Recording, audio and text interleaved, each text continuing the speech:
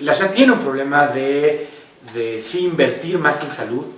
La ciudad entra al Seguro Popular, eso fue bueno hasta cierto punto porque reciben más recursos. La ciudad ha recibido 8 o 9 mil millones de pesos al año por entrar al Seguro Popular, eso se ha invertido en la gente, pero se requiere mucha más inversión para tener una mayor calidad. Creo que falta a nivel nacional una discusión en torno a que todos recibamos el mismo servicio de salud, ¿no? O sea, la salud que sí sea universal y que haya un mínimo de calidad, porque ahorita ni es universal ni hay un mínimo de calidad. Esto requiere inversión pública, básicamente.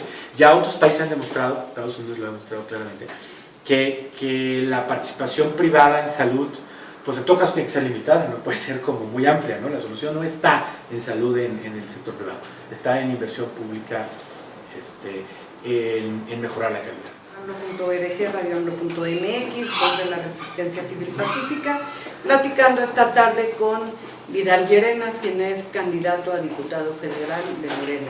Te manda Marco, un compañero de Radio AMLO también, Marco Hermé, si van a apoyar, si se apoyaría con más recursos a la Universidad Autónoma de la Ciudad de México y a las preparatorias que abrió Andrés Manuel López Pues es algo que se ha hecho, a mí me tocó cuando fui doctor federal conseguir recursos. La Universidad de Ciudad de México no está, hay un sistema nacional que da recursos a las universidades estatales, la Universidad de México no, ahí también habría que hacer una beta para que se incorpore a eso. Lo que se ha hecho en los últimos años, que a mí me tocó con el doctor federal, era sí conseguir partidas, más o menos 100, 150 millones de pesos se consiguen cada año, y eso es muy importante para la universidad. Hay que ver cómo se siguen consiguiendo, hay que ver cómo la universidad se incorpora a los mecanismos que existen para el financiamiento de las universidades estatales. Buena parte del financiamiento de universidades estatales vienen de fondos federales. Hay que ver también cómo ahí podemos meter de manera permanente a la Universidad de la Ciudad de México para que reciba esos recursos. Yo tengo una duda, tratamos de la Diputación Federal. Lo que ha sido evidente es que las diputaciones pasadas nos han dado hasta por debajo de la lengua. Pues todo está, ¿no? Nomás nos falta que nos quiten los palos dados y lo bailado, ¿no? Sí. Entonces, no hay manera de hacer una ley laboral para las cámaras, porque además infelices, nos roban y ni siquiera hacen como que trabajan. No hay manera de llevar la asistencia y decir, faltas 3 veces como en cualquier chamba y te vas al carajo. No hay manera de decir, cobras un sueldo honorable y ya. No hay manera de hacer eso sí. desde las cámaras, desde tu posición federal. Bueno, yo creo que sí, que hay que trabajar el tema de los recursos de las cámaras, que también hay luego muy poca transparencia. Y además es insultante, ¿no? Les pagan porque les ponen los zapatos, les pagan porque los peluquien, les pagan por la gasolina, tienen sauna, tienen cosas insultantes. Y además creo yo, y esa es un poco mi experiencia en las cámaras que he estado, los recursos no están en el trabajo legislativo. Si uno va a otras cámaras, por recursos de la Cámara, por ejemplo, el Parlamento de Canadá, ¿no? Uno ve cómo los recursos están en el trabajo legislativo. O sea, la biblioteca del Congreso de Canadá, por ejemplo, es un centro de investigación que genera una gran cantidad de documentos de gran valor para el trabajo legislativo o para la rendición de cuentas del gobierno, digamos, ¿no? Aquí no, aquí los centros de estudios de la Cámara de Diputados normalmente están repartidos entre los partidos, generalmente con amigos y generalmente con poca calidad del trabajo que realizan, y ese trabajo no se usa en general para el trabajo legislativo, ¿no? Salvo a lo mejor el legal, ¿no? Los centros legales sí, ahí sí uno manda una iniciativa y el centro de estudios jurídicos sí la analiza. Pero primero tendremos que poner los recursos, que tendrán que ser menos, más en el trabajo legislativo. No, yo creo que también sería una prioridad de bajar esos sueldos. Sí, hay que bajar los sueldos, y hay que bajar lo que cuesta el proyecto. Ahora, ya de lo que cuesta, la mayor parte del recurso tendrá que estar en el trabajo legislativo, para que sea de calidad, digamos, ¿no? Para que las leyes que se hagan con la evidencia, con el sustento legal, con los antecedentes adecuados, para que sea una ley pues que tenga mucha más garantía. Y creo que el enfoque, la vigilancia tiene que estar en la calidad del trabajo legislativo. A lo mejor el legislador nada más hace una ley en todo su su estancia, pero es una ley que puede tener mucha calidad. Es decir, hacer una ley puede tener una gran complejidad, depende. Pero es de verdad insultante que cobran como los que más trabajan y trabajan como los que menos cobran, ¿no? En el mundo. O no se trabaja en el, ¿No? o no se trabaja en el trabajo legislativo. Una cámara Pues como para eso deben de para eso trabajar, deben no para eso trabajar. los pagamos, Una ¿no? cámara como la Cámara de Diputados, en mi experiencia, son 50, 60 diputados, 100 diputados, los que hacen trabajo legislativo. El resto hacen trabajo en sus comunidades, digamos, ¿no? La presidencia habla de un recorte presupuestario el año que viene. Ajá. ¿Por qué no recortan los recursos discrecionales que tienen todas las cámaras? Bueno, sí. Porque eso no lo sabemos nosotros como ciudadanos. Ujú. No sabemos esos recursos a dónde van. Van a sus arcas de ustedes, a sus bolsillos, van a generar otro tipo de ayuda al pueblo. O sea, la verdad Sí. no sabemos. ¿Por qué no hablan de recortar, como decía la compañera, recortar sueldos de diputados, senadores, y a la vez recortar esos recursos? Que podría ser, en lugar de recortar, lo pregunto como economista, en lugar de recortar presupuesto, recortar esos recursos que generarían un ingreso fuerte para no recortar el presupuesto. Sí, yo creo que sí, y efectivamente sabemos menos de cómo se gasta el dinero en las cámaras, de cómo se gasta el dinero del gobierno. Hemos avanzado más en conocer el gasto público gubernamental federal que en conocer el gasto público de las cámaras, increíblemente. Sí hubo algún recorte en Cámara de Diputados y Senadores, pero mínimo. Yo creo que puede haber sido mayor. Tampoco cuenta tanto como el monto total del presupuesto, es decir, es relativamente menor en relación al presupuesto total, pero sí es algo que se podría usar. Y por ejemplo, la Cámara también debería haber participado mucho más en la discusión del recorte. El Ejecutivo hizo un recorte y fue un recorte que no se discutió.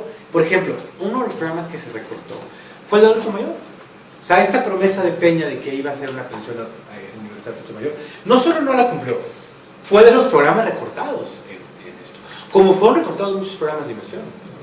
Y al mismo tiempo, si uno ve, por ejemplo, lee el último informe de la Auditoría Superior de la Federación sobre ejecución de gasto, la auditoría encuentra que el gobierno no cumplió el programa de austeridad. Entonces recortaron el de adulto mayor, recortaron el de inversión, recortaron Pemex de manera importante, y el gobierno no cumplió el plan de austeridad. Cuando el recorte entonces debió haber sido mucho más en programas de austeridad y no en inversión y no en programas sociales. Y para eso tendría que ser más el Congreso. Es decir, el Congreso debería ser un espacio, debería ser una arena en donde cosas como el recorte se ha discutido. El recorte no fue discutido.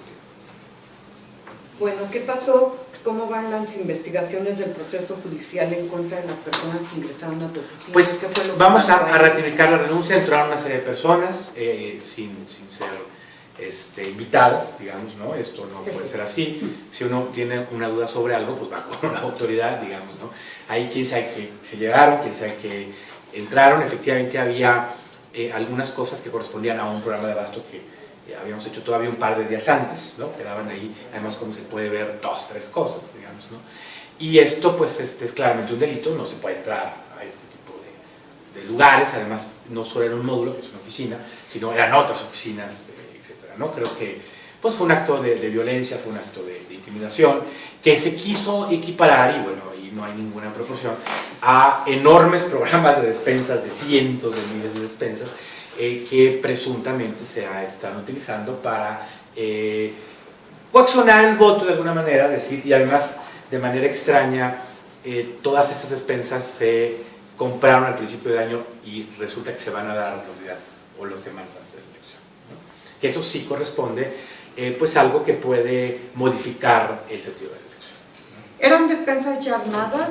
No, eran, de hecho, ni siquiera, eran algunos restos, digamos, había un saco de frijol, había algunas cosas ahí de sopas, etcétera, que días antes se habían vendido. Como diputado federal, ¿qué propuestas tienes para la delegación Cuauhtémoc? Pues mira, te digo, tenemos propuestas específicas para la delegación, además de lo federal. Uno es buscar este fondo para megaunidades habitacionales, que puede ser en Cuitláhuac y en Cuauhtémoc, buscar que se hagan todas las obras de mitigación del tren suburbano, que todavía faltan y hay que meterle ahí.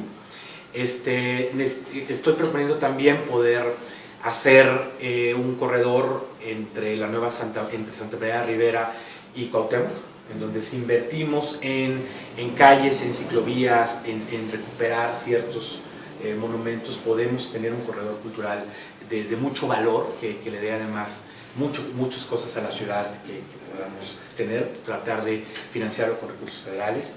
Buscar también recursos federales para mayores cámaras de seguridad. Más cámaras de seguridad es una petición importante en la zona. Parece que ha repuntado el tema de seguridad, entonces queremos meterle a ese tema. Lo que habíamos comentado de agua, es necesario que la federación invierta más en el sistema cultural. Es la razón por la que en esta zona de la ciudad, que siempre hubo agua, a veces no hay agua. Entonces creo que ese es otro tema que también nos parece que podríamos tener. Quiero gestionar también todo el tema que tiene que ver con recursos federales de recuperar el Frontón México. Es una zona que podemos recuperar también, que es el tema de la ciudad y que lo podemos hacer también gestionando con esto. En una parte que me toca, que no es Cuauhtémoc, que es y tenemos que reinventar Vallejo. Vallejo es un gran activo de la ciudad. No podemos dejar que los empleos industriales se pierdan, al revés. Vallejo podría ser un gran generador de empleos industriales de muy alta calidad, porque ahí podemos meter tecnología, hay universidades muy cerca, está el Poli, está la UAM, está el Milenio. Es un lugar ideal para poder desarrollar manufactura de muy alta calidad. Otras ciudades del mundo están haciendo eso, aprovechando estos lugares que quedaron un poco como semi abandonados, pero reactivarlos. Y ahí necesitamos ver a Vallejo como una oportunidad de reactivar la industria en el país. Tenemos una discusión del proceso presupuestario en donde hemos comprado a los legisladores. Es decir, en lugar que los legisladores discutamos todo el presupuesto como algo macro, lo que hacemos es asignar pequeños presupuestos a una serie de actividades sin proyectos previos, sin que sean proyectos evaluados, y en muchos casos hay corrupción, los famosos muchos. Entonces, no mejoramos el presupuesto, lo empeoramos, y no discutimos lo esencial del presupuesto. Es decir, estos grandes rubros, cuándo se tiene que ir a salud, cuándo se tiene que ir a educación, cuándo se tiene que ir a inversión, sino más bien yo te dejo 10, 15 millones de pesos para que tú los pongas en ciertos rubros, un poco a como Dios te da a entender, o depende mucho de dinero, ese tipo de cosas. Por ejemplo, gastamos al año 4 o 5 mil millones de pesos en proyectos culturales que no sirven para nada la mayoría. Son muy dispersos, que no están bien fiscalizados, que no están bien evaluados. Cuando podríamos tener una evaluación precisa con un catálogo de proyectos sólidos, en donde ahí sí los diputados puedan decir este sí, este no, pero dentro de lo sólido, dentro de ya un comité de expertos, una serie de personas que conozcan, puedan evaluarlo de manera previa. Entonces, insisto, el trabajo del Poder Legislativo tiene que ser medido así. La calidad de las leyes que propones, el trabajo que haces en fiscalizar al Ejecutivo y tu papel en el proceso presupuestario. Y no es posible permitir esos recortes a la cultura, al deporte y aumentar el presupuesto al ejército, ¿no? Pues mira, no el ejército, hay algo más interesante que eso. El ejército curiosamente no ha tenido incrementos. Lo que ha tenido incremento es que desde con Fox se inventó la Secretaría de Seguridad Pública, bueno, que ahora está metida en gobernación. Eso aumentó su presupuesto de peso 4 o 5 mil millones, y va como en... En el ámbito cultural, la Compañía Nacional de Teatro es el espacio del que viven del erario, Ajá. Luis de Tavira y toda su familia, sus esposas, Sí. sus exesposas, sus hijos, sus nietos. No hacer un gran teatro para la gente del pueblo. Los espacios que tiene la Compañía Nacional de Teatro, que deberían de ser para el pueblo, son inaccesibles para el pueblo y son inaccesibles para los artistas que están rompiéndose la madre en mercados, en plazas públicas, en escuelas. Porque no hemos generado proyectos, la infraestructura de apoyo a ese tipo de expresión cultural, ¿no? Pero además también en ese sentido, pues habría que deshacer esas mafias, ¿no? Sí. Porque de verdad, la Compañía Nacional de Teatro es una mafia. En todo este tema de Eso a mí gasto, me consta. efectivamente hay asuntos que ha habido avance en cuanto a evaluación de gasto, importante, pero hay áreas que no evaluamos. Ahora hemos empezado a ver la política social, la educativa, la de salud, comienza a haber evaluación de buena calidad a la que no le hacemos dado caso. No tenemos evaluación bien hecha y no necesariamente las decisiones de gasto corresponden a la evaluación que ya existe. Pero hay áreas como la cultura o como la seguridad de lo que hacemos que nadie evalúa. O sea, ese incremento que tú mencionas efectivamente en gasto en seguridad, ¿de qué nos sirve? Aquí en México, Mi impresión es que bueno, alguno ha de haber servido, pero mucho no ha de haber servido, porque hay que ver la situación que y tenemos. por ejemplo, aquí en el DF, en cuestión de teatral, se están a punto de perderse 3 espacios importantes. ¿Cuáles son? El Teatro de la Universidad Autónoma Metropolitana, ¿En la dónde Casa de está? la Paz, que está en Cozumel, el Teatro Jiménez Eso no Rueda, sabía. que está en Avenida de la República, Ok. y el Poliforum Cultural Siqueiros.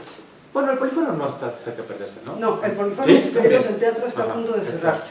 Ok. El problema es ese, ¿no? Yo creo que habría que hacer de verdad programas integrales Sí. en cultura, en deporte. Por ejemplo, Ese la es mi alberca de aquí punto, de la Cuauhtémoc, que es de las más nuevas que ¿La ha hecho qué? el gobierno del DF, la alberca de aquí de la Sí, delegación claro. Cuauhtémoc, Ajá. y todo diciembre, todo el invierno no puede dar servicio porque no es suficiente el calentador. Ujú. ¿No? Entonces va uno y reclama y Sí. dice, pero es que ¿Por qué pagas no muy hubo- poquito, como si yo hubiera llegado y hubiera hecho, yo quiero pagar 100 pesos al mes, ¿no?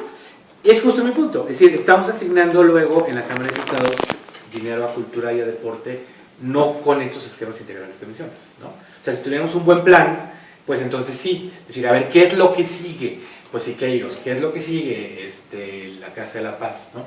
Algo que pasó un tiempo, interesante, los diputados asignaron mucho dinero a hospitales, entonces hicieron muchísimos hospitales, hace como 10 años, y hasta hoy se están llenando, ¿no? Porque esos hospitales no correspondían, pues, a un programa integral de salud, pues, ¿no? Entonces hubo hospitales que por mucho rato estuvieron ahí 4 o 5 años sin ser ocupados completamente con el deterioro que eso implica, los riesgos que implica, pues, ¿no?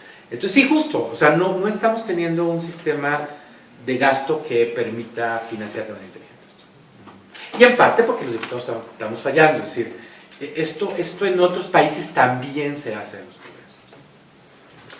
Vidal Llerenas, estamos casi al filo de la hora porque sabemos que tienes otro compromiso, te agradecemos No, mucho que hayas venido.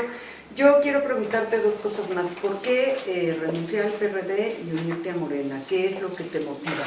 Mira, yo creo que el primero, bueno, habría que decir, yo creo que el PRD no tiene ya espacios de participación fuera de estos asuntos muy corporativos en donde la única manera de hacer política es pues recurrir a prácticas corporativas, ¿no? Y eso no es lo que quiero, no quiero. Segundo, creo que también creo que el PRD pues se metió en unos planteamientos raros cercanos al gobierno federal y que no corresponden a los planteamientos propios del PRD y ni siquiera a un proceso de liberación, y eso no le hizo bien al país, ¿no? El papel que el PRD jugó en el Pacto por México, etcétera, pues tampoco fue un buen papel, ¿no? Entonces, si es necesario buscar, y es el caso de Morena, pues otras oportunidades de expresión política dentro de la izquierda que así asuman de manera distinta estos compromisos, ¿no? Ojalá en el PRD recapacite, pues ojalá haya un proceso de reflexión. Me da la impresión que no en este momento, que no se está... Si hubiera un proceso de reflexión, Bueno, ya reflexionaron que no deben usar helicópteros.